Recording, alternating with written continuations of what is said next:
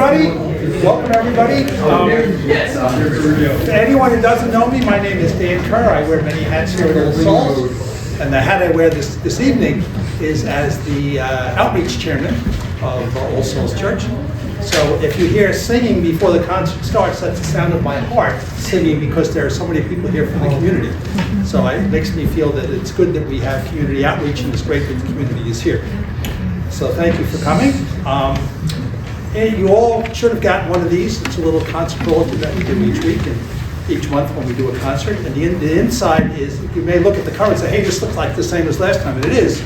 But if you open it up, it looks different as a result of it's a different program that we do today. But I want to call your attention to the back where we have the mission statement of All Souls. And those of you who are familiar with mission statements, that's your raison d'etre, that's your reason for being, that's what you do. And I want to call your attention to this mission statement because it really drives what we do here, including this program. And I'll just read the second sentence to you. It says, we strive to be mutually supportive of the personal spiritual journey, respecting the individuality of all, and accepting the value of meeting people wherever they are on that journey. That's very important to us. Now, I'm a CPA, which means I pay attention to numbers and analytics and so forth. So I always watch the census report when the census data comes out. And one of the things that they ask in the census is, what is your religious affiliation? Anyone care to guess what the most popular religious affiliation was for the last census?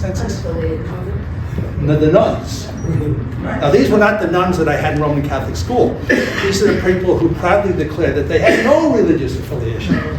So we accept that people may not have no religious affiliation, but we still think they're on a spiritual journey. Even our atheist friends and our agnostic friends, if they endeavor to be at peace with the earth, if they endeavor to be at peace with their Creator, they are, if they're concerned about their fellow human beings, they're all on a spiritual journey. And we meet people wherever they are on that spiritual journey. And since we're welcoming in that way, we meet people in a whole variety of ways. One of the ways we meet people is a number of you brought food this evening, and thank you. There's a little bin outside for the food. Susan, wave in the back. Susan, my wife, my girlfriend, also the bartender this evening. Once a week, she brings that food that we collect to St. Gerard Mejia in Terryville, the Roman Catholic Church. And they feed about 200 families in the community. And oftentimes I get a letter from them, the person who heads up the food program, says, you know, our shelves were getting very empty, but then Susan showed up with a big delivery from All Souls. So we meet people through our food ministry. If you brought food tonight, we thank you for that. If you didn't bring food tonight, the church is open every day, and that bin is always outside. Anytime you come, feel free to put food in there. So we meet people that way. We also meet people because, although we're an Episcopal church on Sunday, during the week we are an ecumenical center. So every Tuesday we do an interfaith morning prayer service here. And there's some people who are here tonight who go to that service. And basically, if you drew a 10-mile radius around All Souls, and in that 10-mile radius, you included all the mosques, all the temples, all the churches, and all the synagogues, you would find either lay people or clergy from those various congregations have spoken at that interfaith morning prayer service. So what we do is we always have an opportunity for the guest preacher to deliver a homily, and each week that people come, the homily is from a different religious, a different point, a different person who's on a different spiritual path. So we do that. Also, we do an interdenominational rosary on Wednesday. Sue leads the rosary there. It's an interdenominational. There's a perception out there that only Roman Catholics do the rosary. That's wrong. That's a stereotype. That's not correct. Greek Orthodox do the rosary. Anglicans do the rosary. So we do an interfaith rosary here every Wednesday. So those we do every week. Also, on a monthly basis, we do 3 programs. We do, today, it's no longer the baseball season. We're, I guess, just having the football playoffs now, so football and hockey and basketball.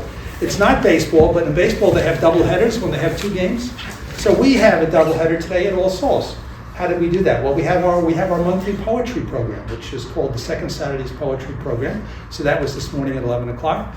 And we always have a featured poet, and our featured poet was George Wallace, not the one from Alabama, he's long deceased. But George Wallace, many of you may recognize the name, he was the first ever poet laureate of Suffolk County. He was the speaker, he was the featured poet today in the poetry program. So we do the poetry once a month, which is called the Second Saturday. It's always the second Saturday of every month. We do Native American drumming here as well. It comes out of the Native American experience. It's a spiritual healing experience that's thousands of years old. We do that once a month. And we do these concerts once a month.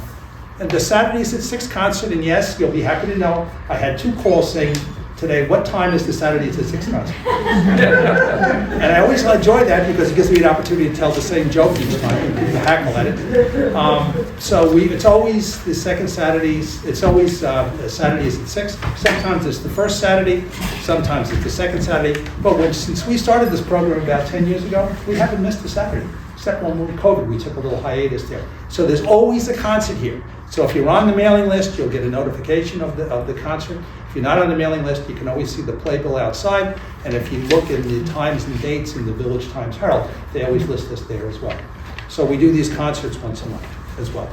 The other way we meet people is that the doors of this church are open every day. And I can say that with authority because one of the hats I wear is I'm the guy who opens the doors. And it's not unusual when I open the doors that there's someone waiting to come in. So we meet people that way as well. So the doors are open every day. So that's how we meet people. One of my other roles here is I'm the membership chairman. And people often ask me, well, how many people do you have in your congregation? So being a CPA, I like to count things. So I know if you count members of the congregation, we've got, if you include recently baptized babies, there's the Christmas paraphernalia obscuring our baptismal font, but we do baptisms here. So if you include recently baptized babies and people living in nursing homes, you've got about 100. But if you include people like yourself, people that we have a relationship in the community, it's over 1,100 people. So we meet people in a variety of ways. And the friends, so people ask me how many members do you have in the congregation, I like to say we got 1,100. If you would like to become a friend of the church, and I promise not to ask you for money, you put your name and your email here on this little thing. What I will do is when we do concerts, when we do poetry reading, and we do drumming, I'll send you an announcement at least a week in advance. Okay? And if you do put your name and your email, please write legibly. Susan is convinced that some people deliberately write their email in such a way that it's impossible to track them down. So if you're going to put your name and your email, please write legibly, and please remember I'm trying to interpret the guy who wears glasses. So I'll leave that up here for you. Okay, so welcome. Welcome. The program tonight will have 2 sets of music, and there'll be a 15-minute intermission in between. Sue, you want to hold up the musician thank you chart? So if you'd like to give a thank you to these musicians, and you'll see me counting the money, but it goes to them. It doesn't go to me. We don't take our percentage. Anything that goes in there goes to the musicians. So if you'd like to say, express your appreciation to the musicians, please be generous. You have an opportunity to do that at intermission before you leave. And we'll get you out of here by 8 o'clock. So there's always, each musician is a little bit differently in terms of how they like to be introduced. So I asked these 2 guys how they wanted to be introduced, and they said they want to come out to thunderous applause. So let me give you their little introduction, and then we have to be thunderous, otherwise they're not going to come out of the door. Okay. So tonight's concert features 2 identical twins. I guess that's what I called it. You don't have to see 2. It's 2 of them. One is Peter and one is Will, and I've been told that Will is the one who wears the yellow tie. So they are 2 identical twins. And they have been described by a little publication called the New York Times as virtuosos on the clarinet and the saxophone. Many of you know Tom Manuel from the Jazz Loft. Tom Manuel is a regular at our Interfaith Morning Prayer. He came in last Tuesday and he saw the sign outside. He said, "You got the Anderson brothers. How did you get those guys? Everybody wants the Anderson brothers." And I said, well, the Anderson brothers actually approached me. They wanted to play here. They heard about our program. So these 2 musicians, very talented, very, very highly regarded, virtuosos on the clarinet and the saxophone, according to the New York Times. They were originally born and raised in Washington, D.C. We will not hold that against them.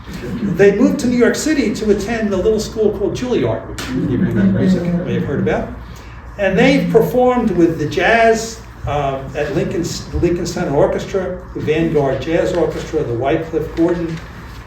They performed with Paquito de Rivera, Winston Marsalis, and they can be heard on the 2014 Grammy-winning soundtrack of the HBO's Boardwalk Empire. So they're on the soundtrack. They headlined, in addition to playing in All Souls, which is the highlight of their career, they've also headlined at Carnegie Hall, the Blue Note, Jazz at the Lincoln Center, Kennedy Center, the New Orleans Jazz Festival, Feinstein 54 Below, Blues Alley, and Birdland.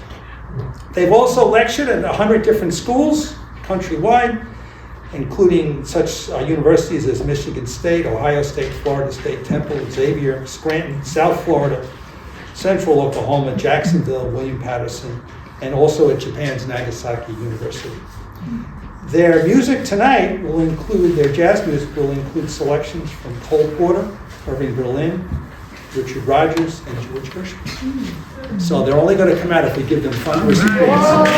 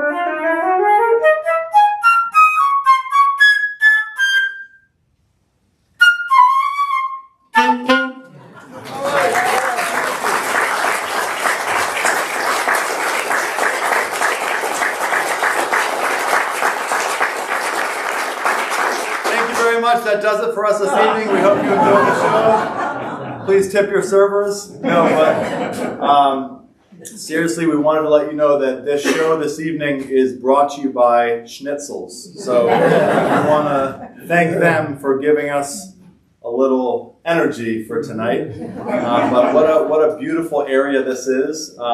Stony Brook is just gorgeous, and especially the weather out, so warm, and the birds are chirping. The children are in the swimming pool. Just what a wonderful time of year. But such a beautiful space here to perform some acoustic music. And my brother Peter and I always love performing for intimate audiences. This, however, I think it's the largest audience we've ever played for in our lives. So we're a little bit nervous.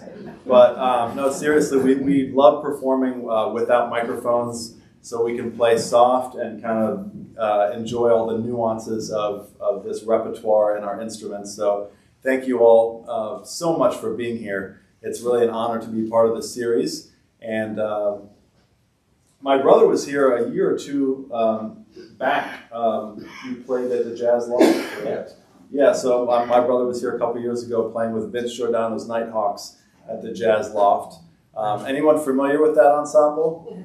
A couple of you? Okay, great, yeah. Vince is one of our friends, and of course the Jazz Loft is a great supporter and torchbearer of the great tradition of jazz in the Great American Songbook, and I can see we have the same enthusiasm here. So we're going to be playing tonight some songs we hope you recognize. If you don't recognize them, we don't really care. Anyway, we decided to open up tonight with 3 selections by one of the great American composers who was born in Piru, Indiana, into a family that was the richest family in the entire state.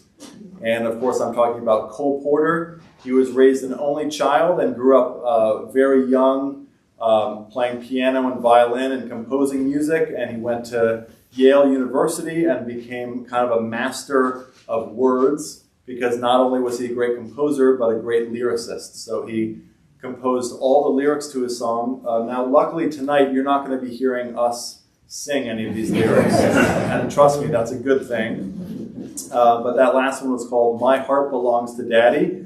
And just before that, we played It's Da Lovely. Now, some of you may know the lyrics to that song. Actually, there was a 7-Up commercial on TV that purchased the rights to Da Lovely. And they reworded the lyrics to It's delightful, it's delicious, it's da sugar free. So, I don't know, a little tough sell there. And then we opened up with another Cole Porter song, and that was made famous by the great clarinet player Artie Shaw, and that was called Begin the Beguine. Now, I should mention, even though Artie Shaw is known for making that song famous, it's a little bit of a bittersweet connection, because Artie Shaw's version got so popular that whenever he appeared in public, he was bombarded with dozens of requests to perform it over and over again. And he got so tired of this that he left the music business altogether. So we thank Cole Porter, but we also are pissed at Cole Porter. But we're going to actually move on to another one of our great American composers. And this was actually kind of the first one. He came before Cole Porter, before George Gershwin, and he kind of paved the way in Tin Pan Alley, and that's the great Irving Berlin. So this is called Cheek to Cheek.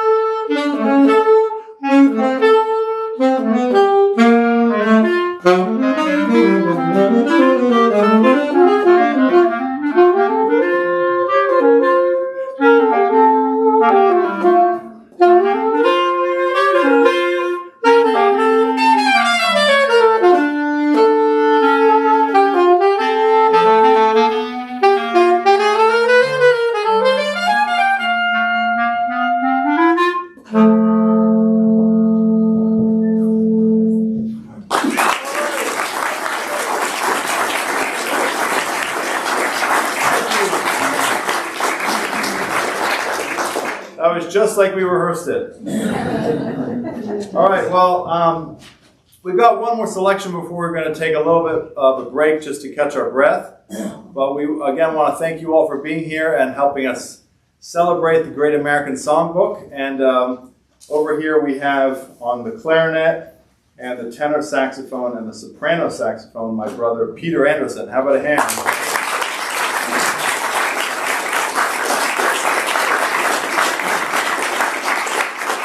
And yours truly over here, alto saxophone, flute, and clarinet. My name is Peyton Manning. Thank you.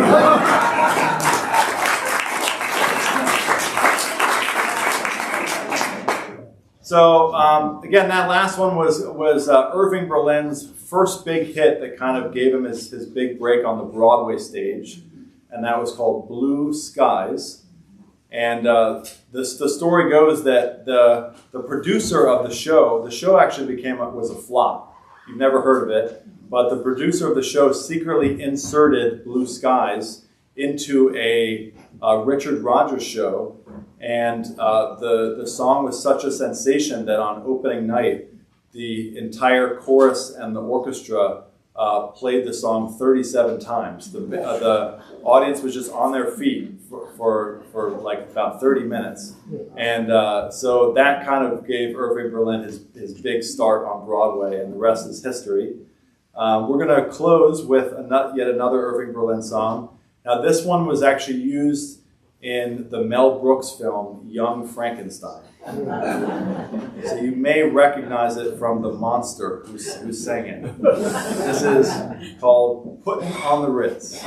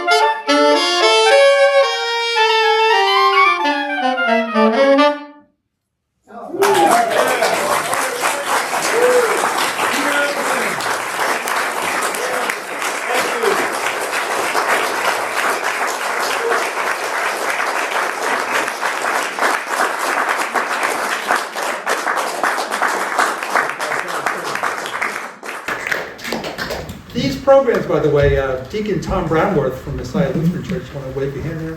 Deacon Tom. He videotapes this, so this will be posted on the All Souls website today, so I'll send you guys a link as soon as he gets it downloaded. So you have an opportunity to replay this concert if you like. And all the concerts through the good work of Tom over the last couple of years are up on the All Souls website as well. So you can look at the concerts we've done over the last 3 or 4 years are up there. So it's our tradition here to share just a little bit about the history of the church. And I tell a different story each week, and we've been here since before the Civil War. And this church has stood on top of this hill overlooking Sunnybrook Village. I like to tell Gloria Rocchio, 100 years before Ward Neville sold his first shoe. We've been here. Think of how much the village has changed. The one thing that hasn't changed is this All Souls has stood on top of this hill since 1896, looking over the village. And the church is pretty much the original design, with a couple of exceptions. One of the exceptions is that window, which is very timely, that window, which I have lit up for you tonight. So those of you who are Christians in the group, knowing that we're moving out of the Christmas season to the season of Epiphany, right, which will take us right up through the beginning of Lent in March. And the Epiphany means unveiling. And that picture is the visit, if you look on the right hand, there's 3 windows there, the visit of the wise men. And anyone notice something a little bit surprising about that stained glass window? In terms of what you normally think about Christmas and particularly manger scenes? I'm sorry? No animals. There's no animals, that's true. Why were there animals at the manger scene? They were in a stable. That's not a stable, that's a house. If you read the Gospel of Matthew, you'll see when the wise men came, the wise men didn't come to pay homage to the Christ child at his birth. That's something we do. So, in many churches you see they carry in the wise men at the Epiphany to put them up on. That's actually not consistent with Matthew's gospel. So when the wise men finally got there, Jesus, was could have been a couple of years old. And the question's often asked, so they visit a house, not a manger. That's the answer to my question. You can see that's clearly a house. And the other question we got to ask ourselves, why are they called wise men? Why are they so wise? Well, I can think of 3 reasons why they were wise. One reason they were wise is they were very learned men. And these were people who studied the stars. And if you really go back and dig into the history of this, these people were probably Zoroastrians, that ancient religion which still exists in Persia or in what we call Iran today. So they were very learned men, so they were wise in that context. But even though they were learned men and studied science, there's an old expression that comes out of Oriental wisdom that says, some people think there's a conflict between religion and science, and there really is none. Religion and science in Oriental wisdom, they say they are 2 banks of the same river. So they were wise in the sense that although they were well educated, they also were paying homage to God. So they sought out the Christ child because they knew he was the new king of the Jews, and he was in fact the Savior. So they were wise in that sense. And the third thing that made them wise, it's interesting when you go to church throughout. Sometimes homilies really have an impact on you when you remember them. And Sue and I went to church one time in Bermuda, and the priest gave the homily on Epiphany, and he said the reason they were the wise men was the most important thing that they did. They had called on Herod before they went there. And if you know the story, Herod said to them, "Oh, let me know when you find the child, let me know so I can go pay him homage too." The new king of the Jews. And of course, what Herod planned to do was to murder the Christ child. And what happened was these guys were wise enough to know, once they realized that they in fact had found the Savior. And I'll never forget the priest said this. They went home, they're wise enough to go home by a different route. So those are the 3 reasons why we call them wise men. Well educated, they paid homage to God, and they went home by a different route. That's a little story from All Souls history. I will remind you a couple of things before we go into intermission. One, if you want to be on the Friends of the Church list, just put your name and email here. Please write legibly. You'll get invitations. Please remember, Sue, you want to hold up the little bit. If you enjoy the music and you want to give a thank you to the musicians, put it in there. You'll see me counting it, but I assure you that all goes to them. We hope so. They had a big bill at Schnitzel's. So please be generous to the musicians.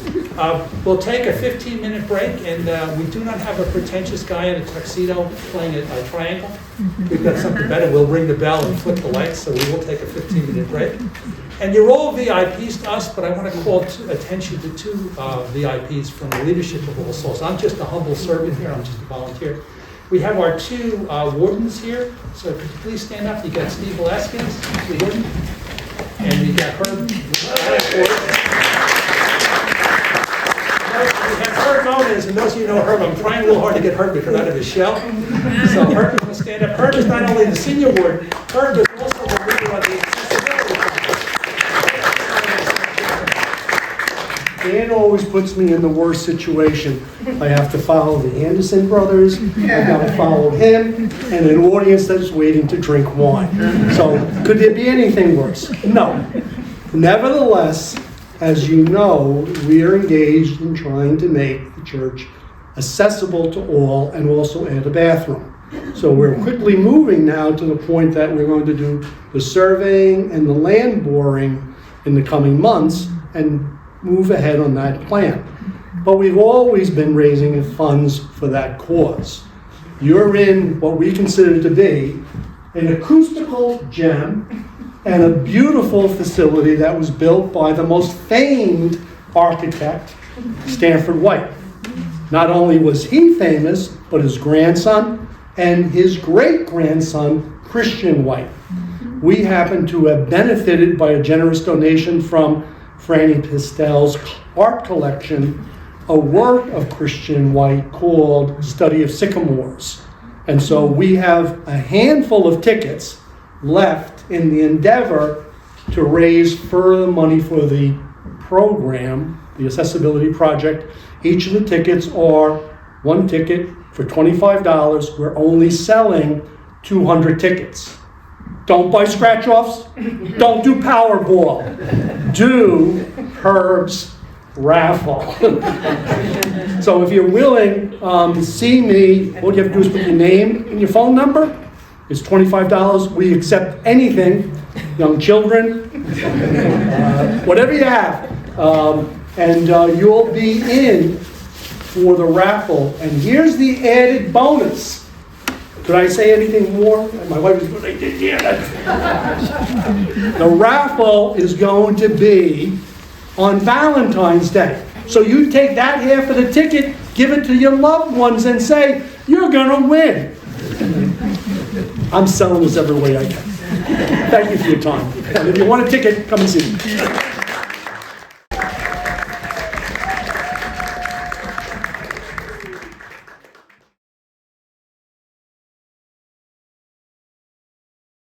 Okay, you know, they only play if they have thunderous applause. So let's welcome back the Anderson Brothers with thunderous applause.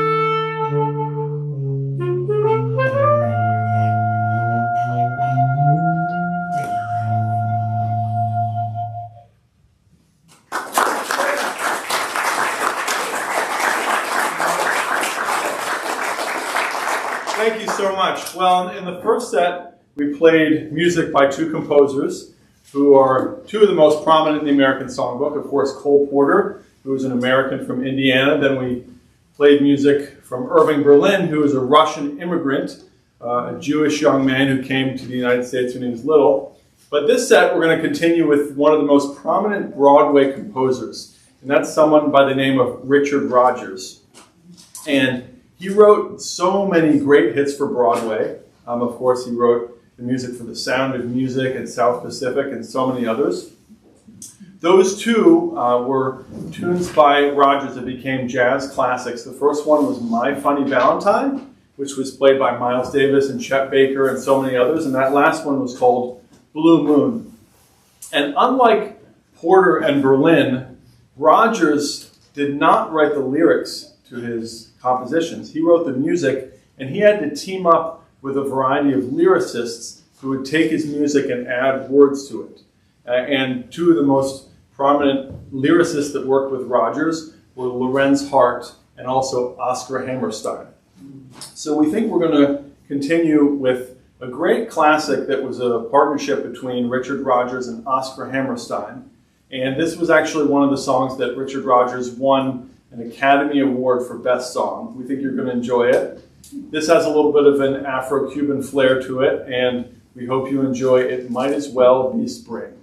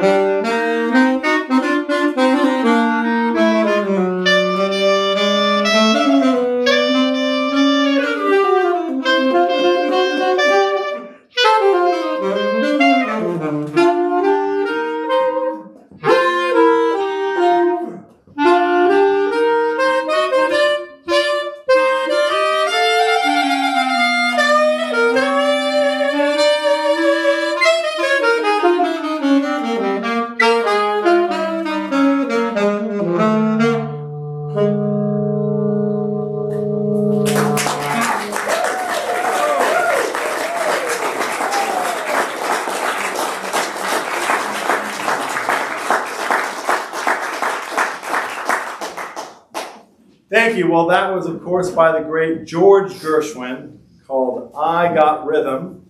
And one of the reasons that my brother and I love Gershwin so much is that he was part of a team of brothers. And we like that because George and his older brother, Ira, worked together on every single one of George's songs. So whenever there was a George Gershwin song, even though he himself didn't write the lyrics, it was always Ira.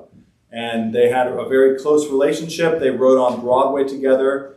They moved out to the West Coast to work on movies together. And even though that Ira Gershwin worked with a lot of other composers throughout his career, he was the only lyricist for his brother George. And one of the reasons that Ira went on to work with so many other composers is that unfortunately George Gershwin passed away at the age of 38.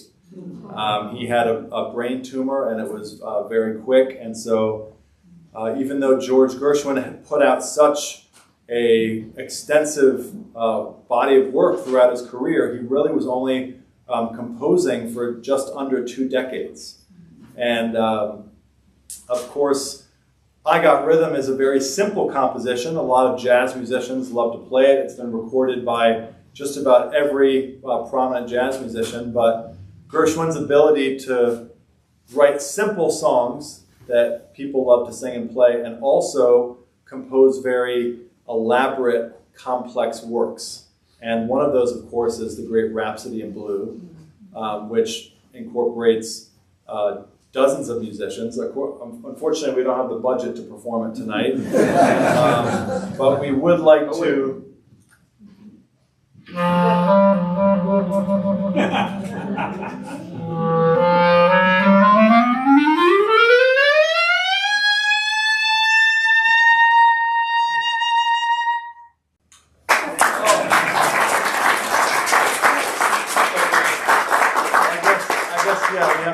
To play the clarinet opening, and that's about it. But so Gershwin, he composed for symphony orchestras, for large ensembles, also for the Broadway stage. But we'd like to play a composition from the Gershwin Songbook that was part of his most complex body of work, and it was a originally 4-hour-long opera called Porgy and Bess, and the opening lullaby is Summertime. Thank you.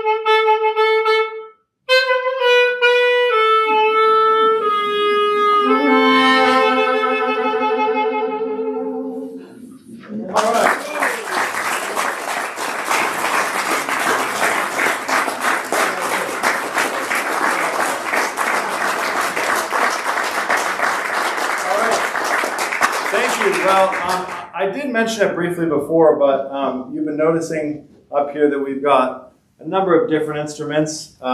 We've got 3 types of saxophones. We've got an alto saxophone here, And then over there, the biggest one, my brother is playing the tenor saxophone. And they do get bigger. There is, of course, the baritone sax, but we couldn't fit that in the car. And then the smaller one, this is called the soprano sax. And actually, if anyone has a tenor at home, you can actually produce a soprano just by putting a tenor in the dryer. Out will come the soprano. So if you want to save a little cost there. But no, of course, the soprano has a very rich history in jazz, despite being kind of the less common saxophone. And the first really great artist to popularize that in the jazz idiom was a clarinetist from New Orleans by the name of Sidney Bechet. And he had a very aggressive style. Whenever he played with trumpet players, he tried to kind of challenge them and try to become the lead. And so he found that the soprano was a little bit more powerful in that way. So if you ever hear some recordings of Sidney Bechet, it's just incredible. He's like an opera singer. And he moved to Paris and was really a star in France for many years and composed a number of songs, including Petite Fleur was one of his big hits, but he did play Summertime, and that was one of his kind of hit songs. And then, of course, we've got two clarinets up here. And by the way, for those of you who are musicians, never try playing two clarinets at the same time. Don't try that at home. It's very dangerous. You could break some windows. It's only for the professionals. And then, oh yeah, Rasan, he played two at the same time, right? And then I've got a flute up here. So, we love kind of exploring these different timbres, and I think our opportunity to perform here as a duo really allows us to kind of, get the different dynamics and different timbres out of each individual instrument. So before we close and play our last composition, does anyone have any questions for us about our instruments or the songs, or about what size shoe we're wearing? Or yes, go ahead. Oh. Yeah, I'm intrigued with the soprano because it looks like a clarinet, clearly doesn't play. Right. Can you get into the history of it and how it fits into? Yeah, sure. Well, the clarinet is a European instrument. It was popular in European classical music. It was around in the 1700s. Mozart famously wrote concertos for the clarinet. The saxophone is a much newer invention. And the way that the saxophone was invented was, back in these times, before there was electricity and amplification, there were marching bands, and they needed to be loud. They needed to produce enough sound so that if they were marching 4 blocks away, everyone in the town could hear them, and the clarinet could not cut it. So they wanted to design an instrument that was like the clarinet, had all the virtuosity of the keys, but had some volume. And the way they did that was they created a conical instrument. So you see here, the radius of the bore is very small, and then as it gets longer, it gets much bigger. And this slight difference in the size of the bore makes it able to play much louder. So as much as I love the clarinet, the soprano can really blow the house down. It can play really loud. And Sidney Bechet was quite a personality. He was very competitive. He wanted to outplay Louis Armstrong, and so he ditched the clarinet and he got the soprano, which could produce a lot more sound. So that's kind of how it kind of made its name in jazz. Yeah, I saw some other hands, sir. Yeah, sure. Yes, do you basically compose every one of those arrangements, or you just kind of spontaneously do it at differently at every performance? Oh, yeah, good question. Yeah, so we haven't performed as a duo like this very much. In fact, this might be our 3rd time, maybe, over the years. So kind of having the duo setting actually gives us a lot more opportunity about what to do. Because, trust me, he doesn't tell me what to do. So, but we're doing a combination of, we're kind of using a lot of gestures and just to signal who should do what. And we both are familiar with the melody and the chord structure and all that. So we're sticking to that, but within that we're improvising and we're kind of flying by the seat of our pants, whatever happens. Sounds great. Yeah, thank you. Yeah. My dad gave me the influence to appreciate this music. Who influenced you?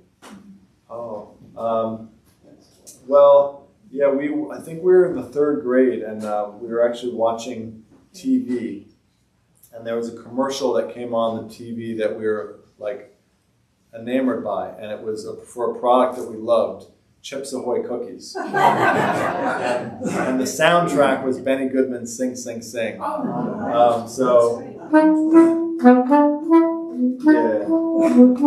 So yeah, I think Benny Goodman was of all like the great artists of recordings, he was kind of the first one who got us interested. But we're from the DC area, and there's a lot of jazz there, and there's kind of a history of big bands down there. I mean, Duke Ellington's from DC, and there's also a lot of great service bands down there, the Air Force and the Army. So we got to hear kind of that big band sound up close and personal. So that we got really into Benny Goodman, and then all the big bands like Duke Ellington and Count Basie. And but I'd say like the biggest inspiration was kind of each other. Wow. Yeah, so we're lucky to have each other in that way. Yeah, I'll speak for myself. Which one of you is older? It should be obvious, I'm 10 minutes old. In the corner, sorry, yeah. How many hours do you practice? Obviously you practice, but how many hours do you put into the practice? Yeah, well, they say mastering anything takes 10,000 hours. So I'd say we've probably put in that over the years. Like when you're young and you have no dependents, we probably practice more. But now we have families, and like I have 3 kids, 1, 3, and 6, and they're running around. So I'm lucky if I get an hour or 2 in these days. Yeah, music is something you can do all your life. It's not like a sport where you get older, and in some ways, the longer you play and the more you live life and have emotions and stuff, it can really come out in your playing. So maybe, when I was younger, I was more agile, I could play faster, but I think at this age, I can maybe appreciate some aspects of the music more. And I'm kind of at this age, I'm like exploring different aspects of the music. So yeah, I don't practice as much as I used to, but I feel like in some ways I'm developing in other positive ways. Yeah. Yeah, you had your hand up, sir? Yeah. Yeah. Was it difficult to get used to the different spacing, the fingering, the different instruments? Oh yeah. Well, so there's similarities in all these instruments, but there are certainly differences. The clarinet is the first one that we started, and the clarinet's kind of the hardest instrument. It's hard to explain, but when you press down this register key in the back, it doesn't go up an octave, which would make the most sense. It actually goes up a 12th. So your fingering system in the lower octave and the upper octave are totally different. And they say the clarinet was made by 5 guys who didn't know each other, because there's 5. It's just kind of it's a wonky, strange instrument. It squeaks. It's very difficult. So once you can get this handled, the sax and the flute, I think, are a little bit easier. That's the overall message that I'd like to tell my students. If you're a doubler, focus most of the time on this one. So, great. So Yes. you mostly play individually and with other people rather than together? Because you said that you hardly play together. Yeah, I mean, we try to get away from each other as much as possible. But yeah, like, when things come up, we play separately. But honestly, we like playing together and running our own shows the most. It's our favorite thing to do. Okay, because I thought before you said that you don't get much opportunity to play as a duo. So. Oh yeah. Well, when I said as a duo, I mean literally like no one else playing. Oh, okay. So this is kind of an unusual format, and we really, it's different. We like it, but usually we're playing with more musicians. So like in the month of March, we'll be at Bergland every Saturday, and we'll have a pianist, a bassist, and a drummer with us. So it'll be a quintet. Oh, okay. Great. Well, we'll play one more song, but we'll hang out afterward. So it's really nice to meet you all and be here. And can we just have a round of applause for everyone who helped make this happen?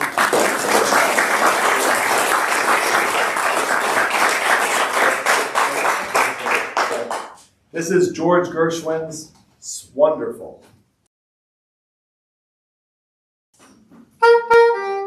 Thank you.